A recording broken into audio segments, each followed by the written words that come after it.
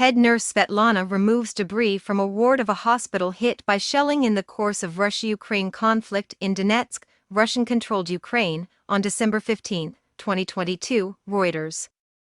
Russia fired more than 70 missiles at Ukraine on Friday in one of its biggest attacks since the start of the war, knocking out power in the second biggest city and forcing Kiev to bring in emergency blackouts nationwide, Ukrainian officials said.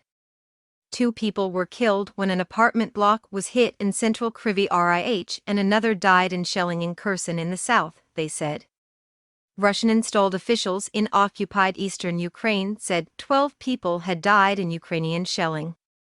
Kiev warned late on Thursday that Moscow planned a new all-out offensive early next year, around a year after its February 24 invasion, which has destroyed huge areas of Ukraine but brought little of it under Moscow's control. Russia has rained missiles on Ukrainian energy infrastructure almost weekly since early October after several battlefield defeats, but Friday's attack seemed to have caused more damage than many others, with snow and ice now widespread. Russia flew warplanes near Ukraine to try to distract its air defenses, Ukraine's Air Force said. Its army chief said 60 of 76 Russian missiles had been shot down, but Energy Minister German Galashchenko said at least 9 power-generating facilities had been hit. Moscow says the attacks are aimed at disabling Ukraine's military. Ukrainians call them a war crime. They want to destroy us and make us slaves. But we will not surrender. We will endure, said Lydia Vasilieva, 53, as she headed for shelter at a Kiev railway station.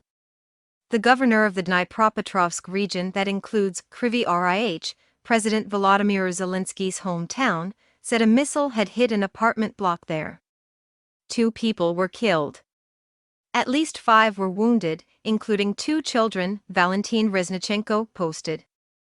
A 3rd person died in a fire after shelling in Kherson, authorities said, and Kharkiv in the east was also badly hit. There is colossal damage to infrastructure, primarily the energy system, City Mayor Igor Terekov said. I ask you to be patient with what is happening now. I know that in your houses there is no light, no heating, no water supply. Lyudmila Kavilko, cooking at an emergency food distribution point, said life had to go on. We heard explosions, the power went out. People need to be fed. We are cooking on a wood stove.